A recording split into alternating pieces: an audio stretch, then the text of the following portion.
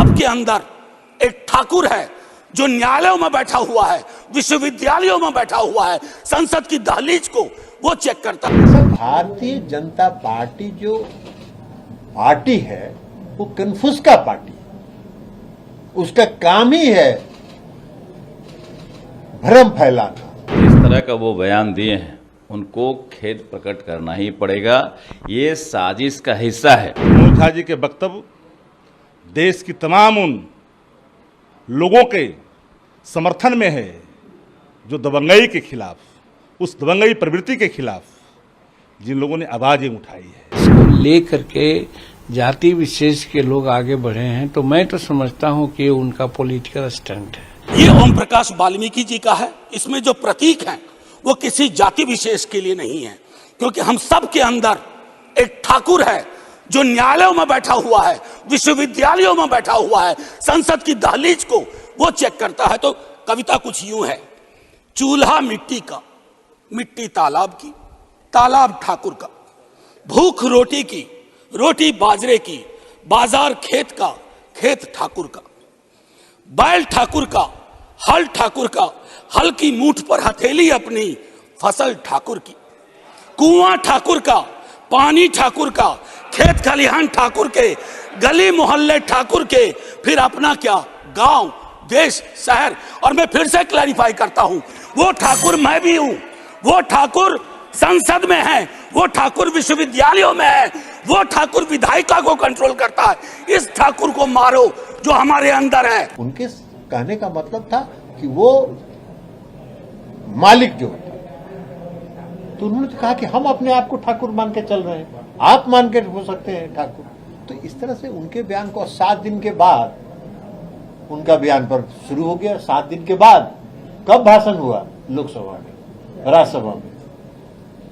तो ये बात तो अभी शुरू हुआ है कल से। ये सब भारतीय जनता पार्टी जो पार्टी है वो कन्फ्यूज का पार्टी, उसका काम ही है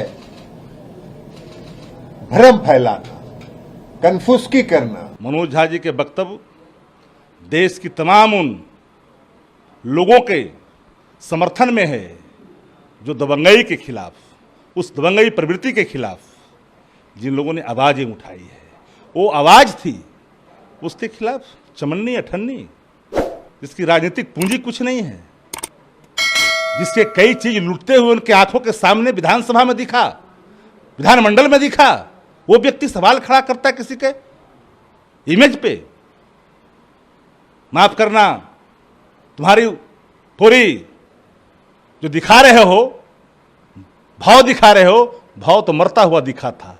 जो रक्षा नहीं कर सका अपने सम्मान का, वो व्यक्ति आरोप लगाएगा मनोज झा जी पे, ये दुर्भाग्यपूर्ण है। तो उस मन के ठाकुर की बात उन्होंने की है, न कि जाति विशेष की बात की है। अब रही बात कि इसको लेकर के जाति विशेष के लोग आगे बढ़े हैं, तो मैं तो समझता हूं कि उनका पॉलिटिकल स्टंट है। वो polarisation of the certain caste की ओर जा रहे हैं, चूंकि चुनाव आ रहा है। तो भाई राजनीति उनको करनी है, राजनीति हो जाना है तो चाहे वो जो कर लें।